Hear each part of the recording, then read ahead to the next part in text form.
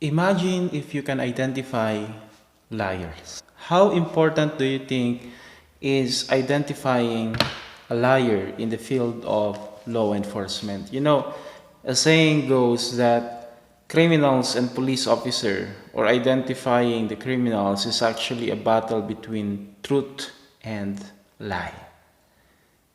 So, in today's lecture, we will be talking about the polygraph as a subject in the field of criminology. So, polygraph usually, as we can observe, is most of the time being used interchangeably with the word lie detector. Of course, it can be justifiable since that is the purpose of the polygraph examination. The use of polygraph examination is definitely for the purpose of determining whether the person is telling the truth or telling a lie. But the point is that it does not automatically identifies whether a person is lying or telling the truth. What the polygraph machine does is it records the psychophysiological changes that are transpiring into the body of human while he is being questioned with relevant questions. As I mentioned that, what does the polygraph machine records? It records the blood pressure, it records the pulse rate, and it records the skin resistance to electricity, also the respiration. These three actually is used by the polygraph examiner to determine whether the person is being truthful or lying. When a person tells a lie, there will be changes in his pulse rate. There will be changes in his breathing pattern. And there will be changes in his perspiration. Since the nervous system functions unexpectedly when the person is faced with an incriminating question. That is how the polygraph examination works. It only records the different changes that are transpiring in our body whenever we are facing an incriminating question. So let us first have a background on the subject matter polygraphy. What does the word polygraph means? The term polygraph came from the term poly, which means many, and graphos, which means writing. So if we're going to combine them together, they literally mean many writing. Why is that? As I've stated, it records several changes that are transpiring into our body whenever we are questioned or we are facing an incriminating question. So if you have an idea on how or the construction of the polygraph machine, you can notice that there are actually many recordings that are being recorded into the polygram during the conduct of polygraph examination. Later on, we will be talking about those things. But then, remember that the polygraph came from two words, poly, which means many, and graphos, which means writing. The two terms polygraph and polygraphy are different. So when we talk about polygraph, we are referring to the machine that is used to record the psychophysiological changes that are transpiring in our body. And when we talk about polygraphy, it refers to the scientific detection of deception with the aid or use of a polygraph machine.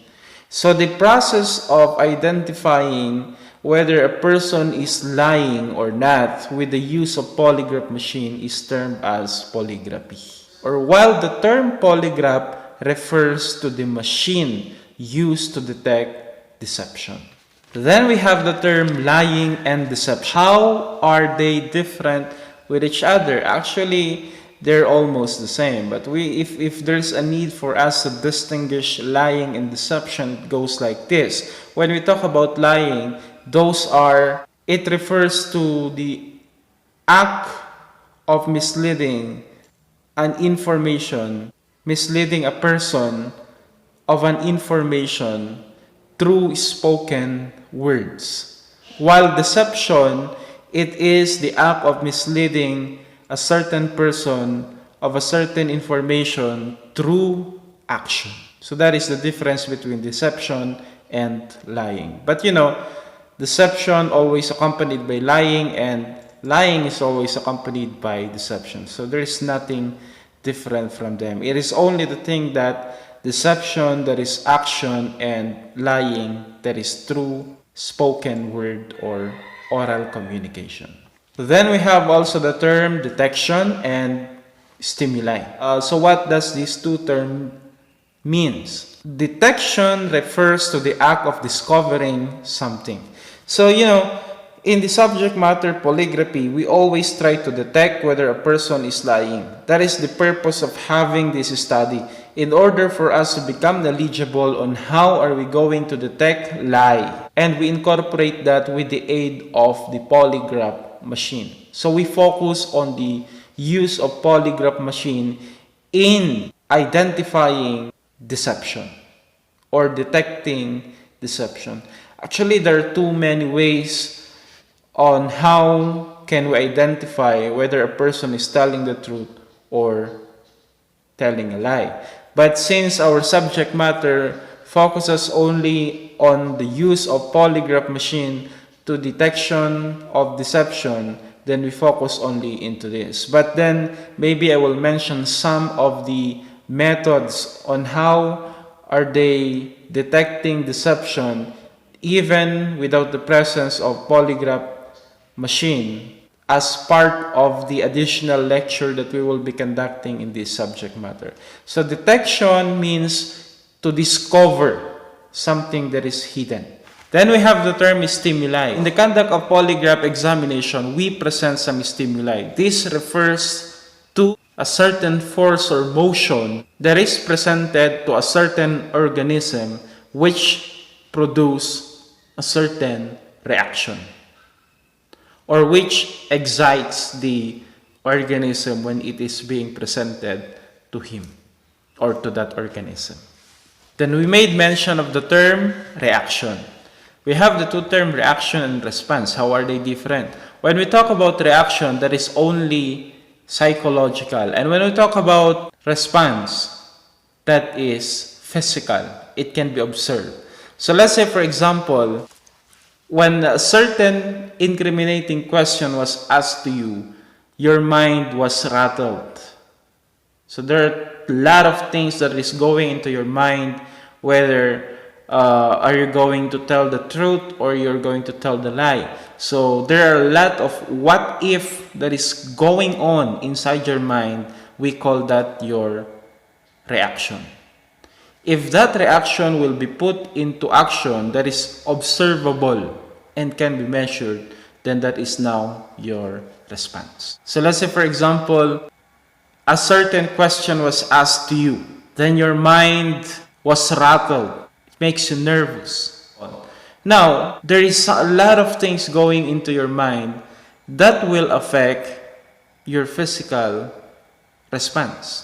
It's either your breathing pattern will increase, it's either the palpitation of your heart will increase, it's either the sweating, your perspiration will increase, or the observable patterns that we are looking into in the conduct of polygraph examination in order to determine whether the person is telling the truth or lying. So we look not only onto the reaction, but most of the time to the response of the person when a certain stimuli was presented to that person. Another term that we must know is the term specific response. What does the term specific response means? A specific response pertains to those responses that is considered as abnormal. So let's say, for example, you are very relaxed, then later on a certain question was asked to you. Then after throwing that certain question, incriminating question, you started sweating, you started to feel nervous, you started to change your breathing pattern and so on, that changes, that appears when the question or when the incriminating question was asked is known as the specific response. That is the specific response that we are looking in the conduct of polygraph examination. When there is a specific response, or we know that as the abnormal response, then that is already a sign that the person is trying to hide something. It does not automatically mean that when there is a presence of a specific response, it means that the person is lying. It only means that the person might be hiding something to you as the examiner. That is the significance of a specific response in the conduct of polygraph examination. It will give you a baseline on what things you should be focusing. If you discover, or if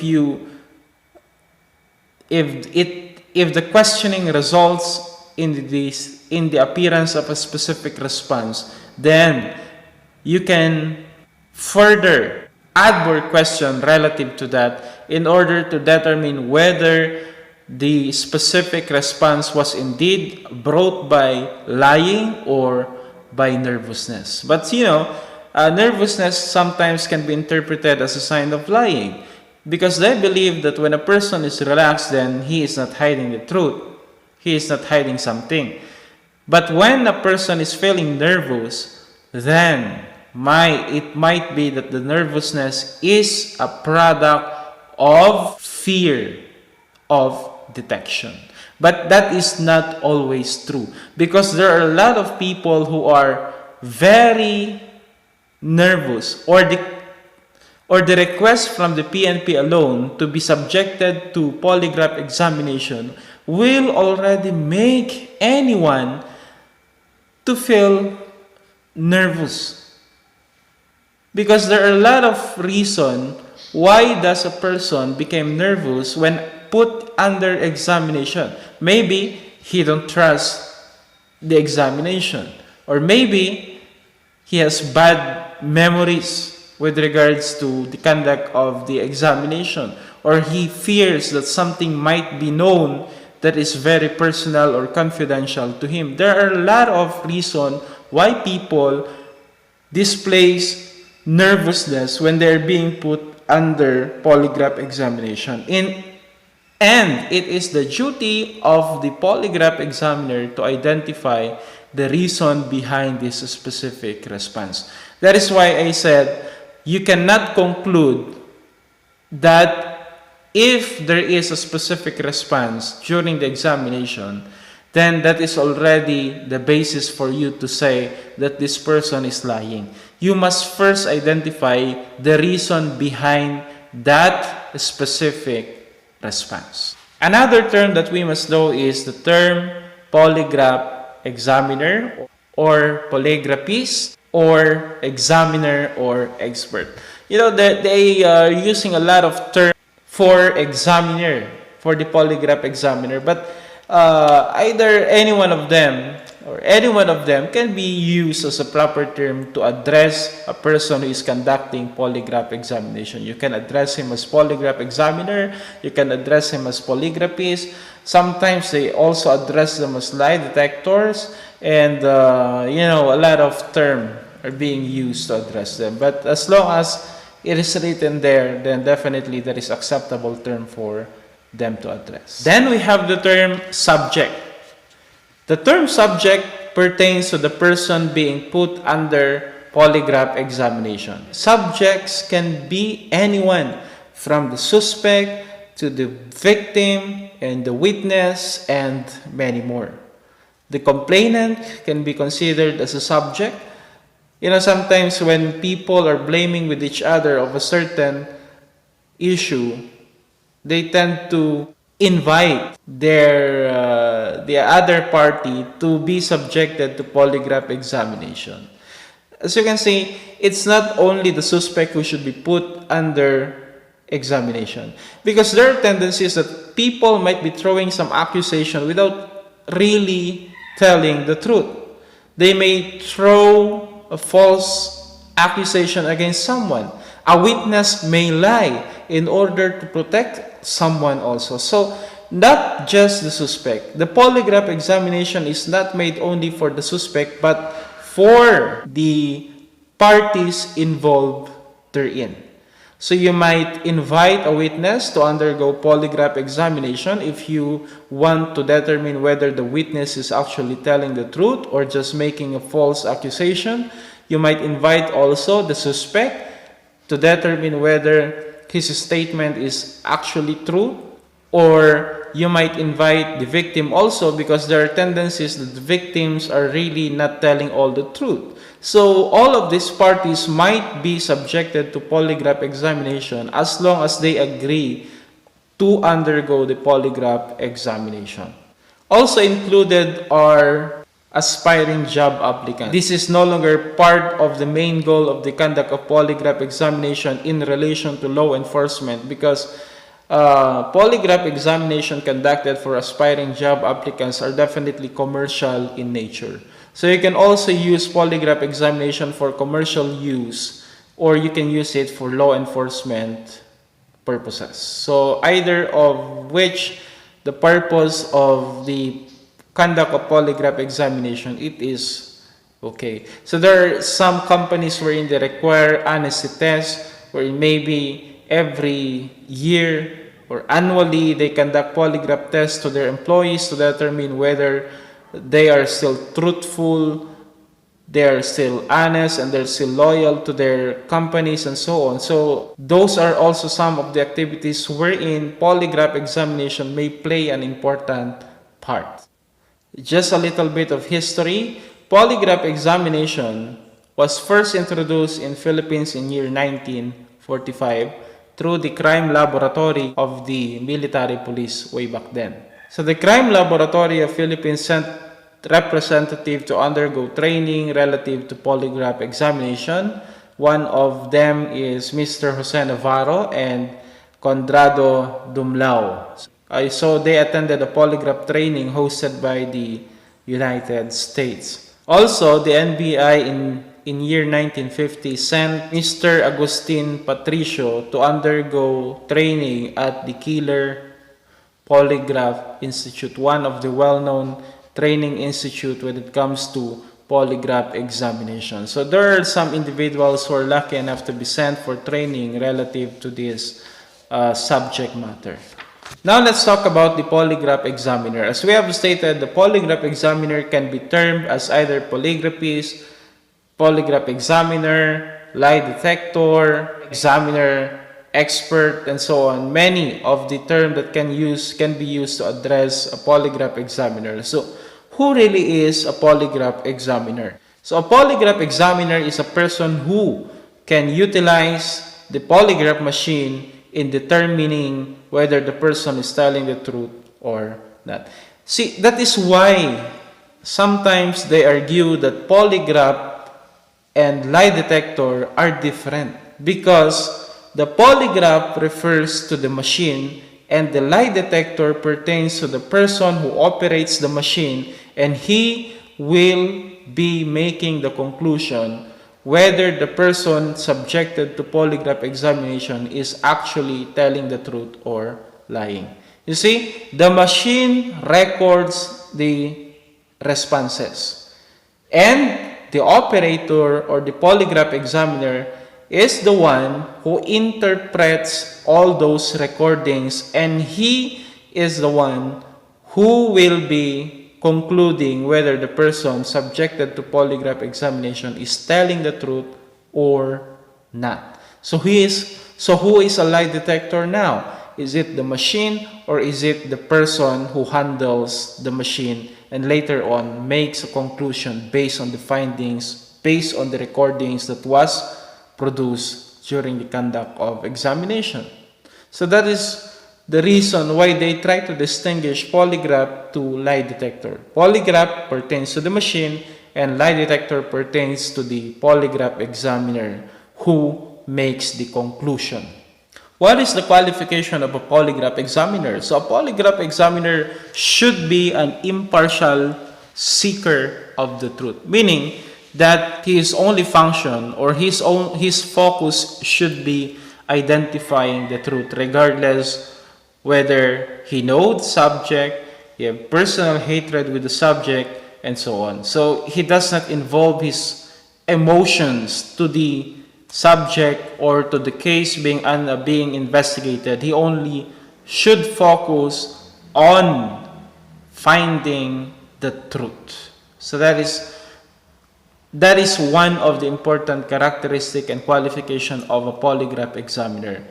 He is a person that should not care whether the person is known or he know the person, he has personal animosity with the person, or he feels pressured with the sensation of the case being investigated, and so on. So your focus should be in identifying and establishing what is truth only.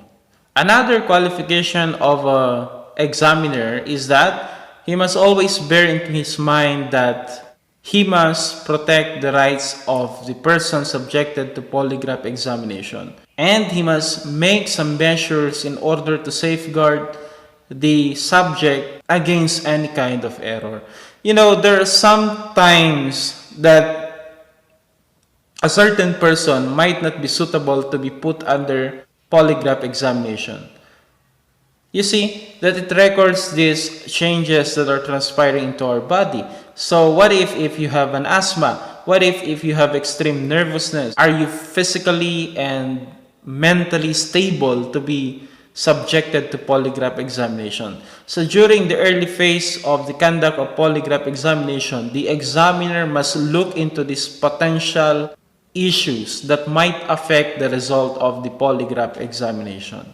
If the person is very anxious, then definitely you might want to screen him first, physically and emotionally, before subjecting him to a polygraph examination, because this feeling might affect the result of the polygraph examination. You might be concluding that the person is lying. Well, in fact, he is not lying, but because of his condition, he turns out to be lying. So as an examiner, he must be very careful and sensitive to these issues that might affect the result of a polygraph examination.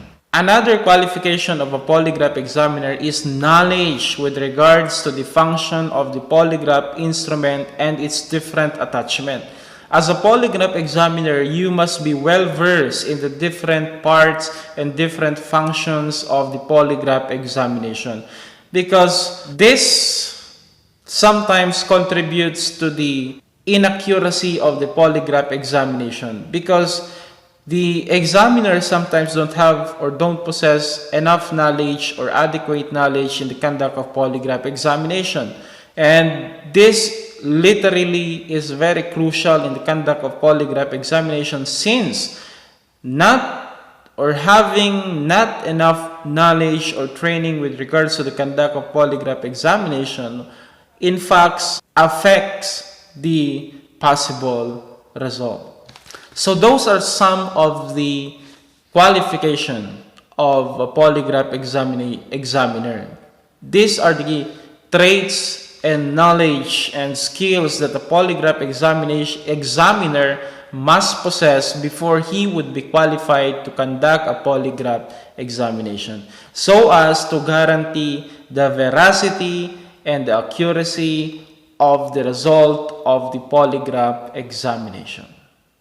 So it's not only limited to this, there are a lot more, but I only included 3 of them since they are the most important characteristic that a polygraph examiner must possess. Let's talk about the theory of the polygraph examination. So what is the basis of coming up with this type of examination? It is believed that when a person tells a lie, there will be changes that will occur in his body beyond his control. So for example, if you are nervous, then there are changes in your breathing pattern, heart palpitation, pulse rate, and even with regards to perspiration that will occur. And these are the things that is beyond your control. You cannot control your breathing. Maybe you can suspend it, but not total control. Also with regards to your palpitation, pulse rate, and so on. This is beyond the control of humans. So you might be able to fake facial expressions and other movements, but then the internal responses and reaction of your body is very impossible to fake unless you are suffering from some type of disorder. So that is why they guarantee that the result of a polygraph examination is indeed accurate as long as the process is followed properly and all the necessary information and guidelines in the conduct of polygraph examination was followed.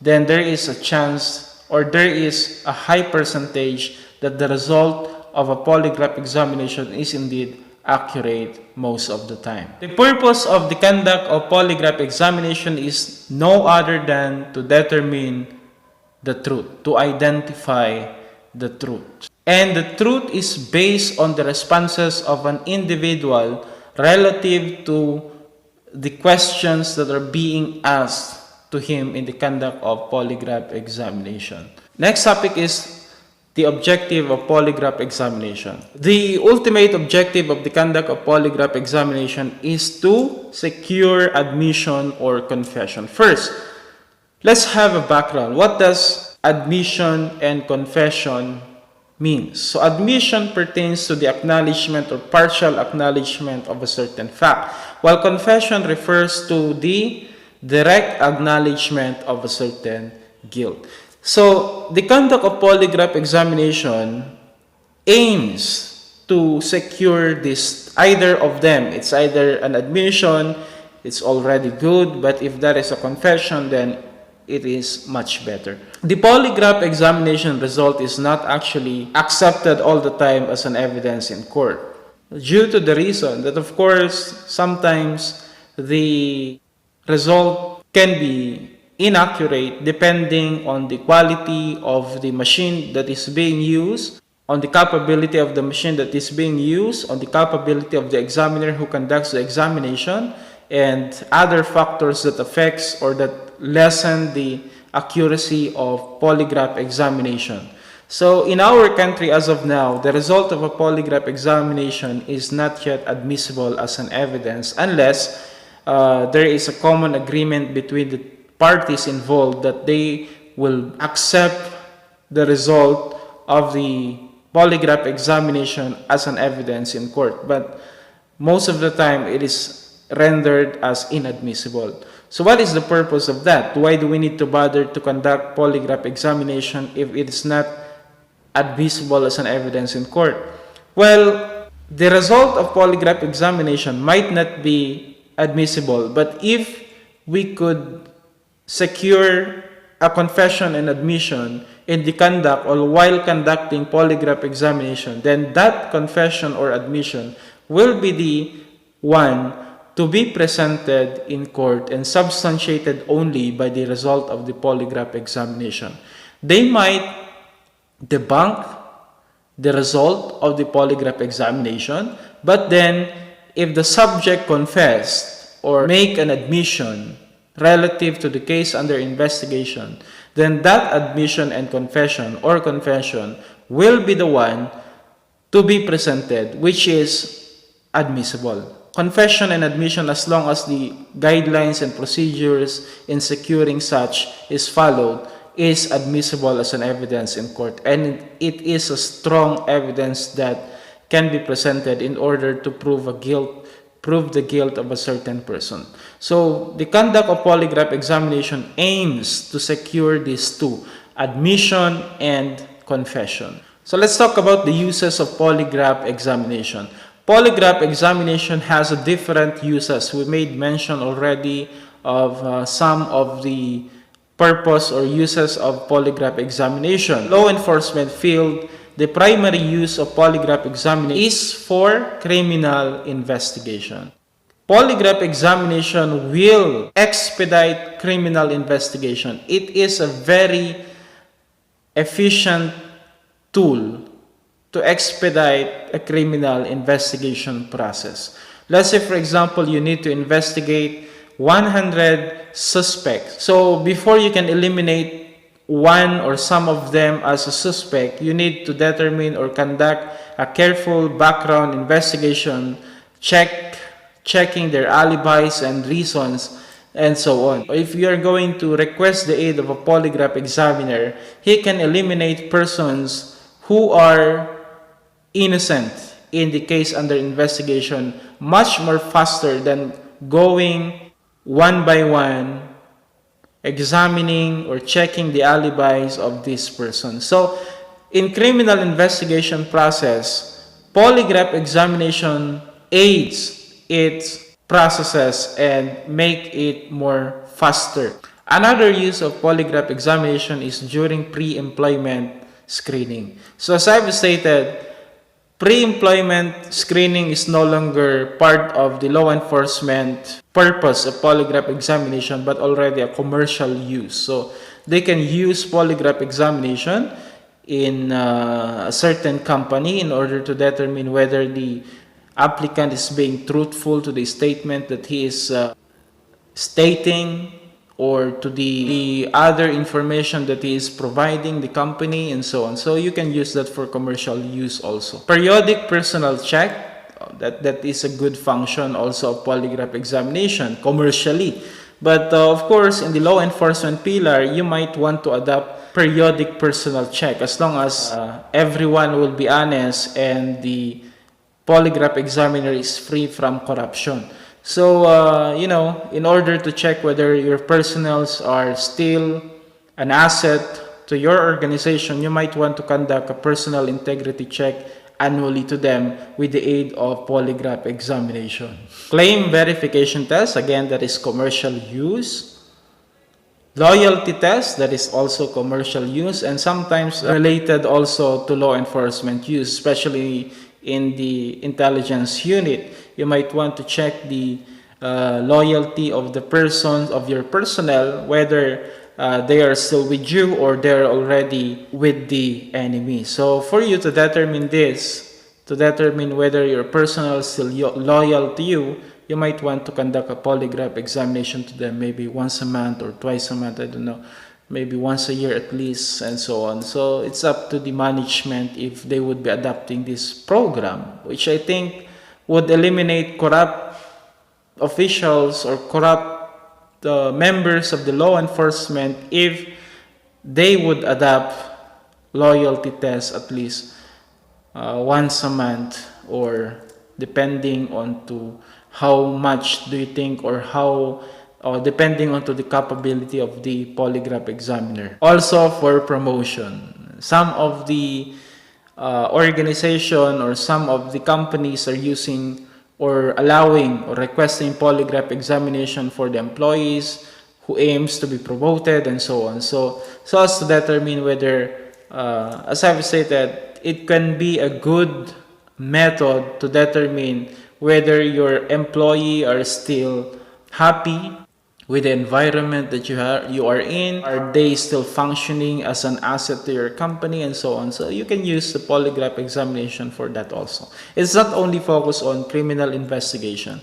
So a polygraph examiner might employ himself to the government, or he can run, a private company that conducts polygraph examination.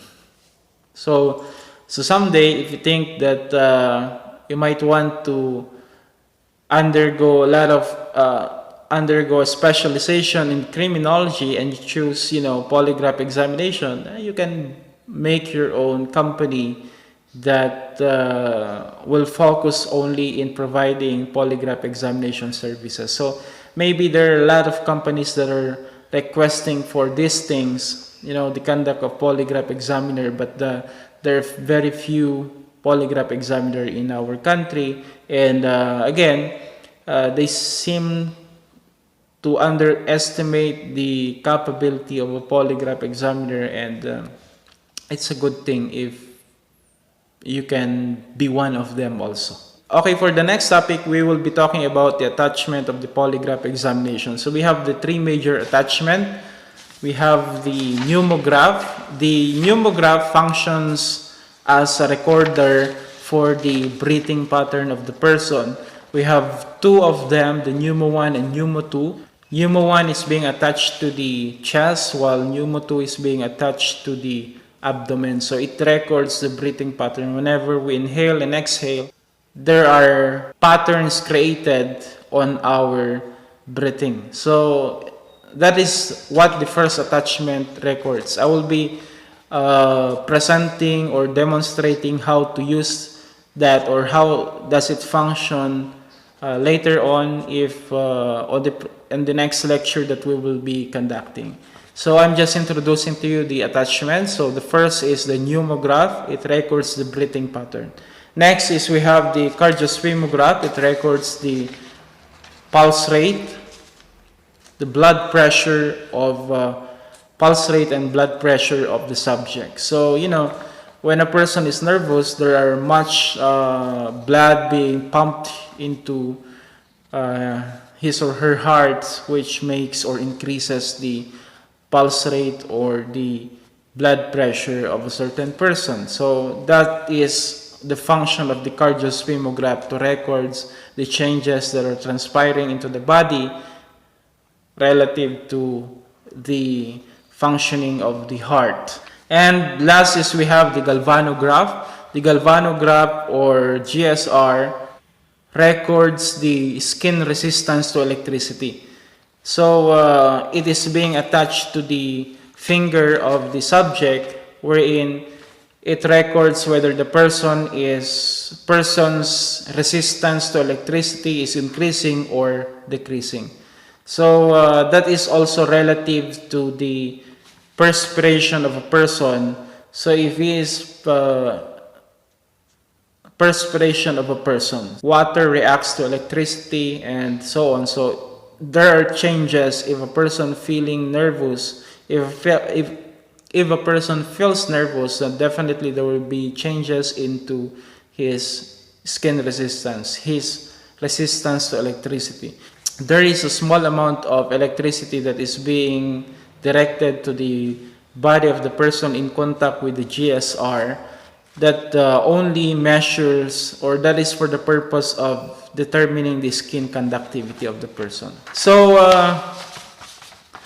that is the major attachment of the polygraph machine. So that is why we made mention that polygraph machine is literally means many writing, because the polygraph machine is a combination of many instruments that was developed individually and was collated with each other for the purpose of accurately identifying whether a person is telling the truth or not. So that is for the introduction of polygraph examination.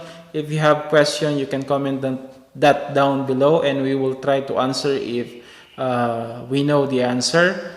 So thank you, and God bless. See you next meeting.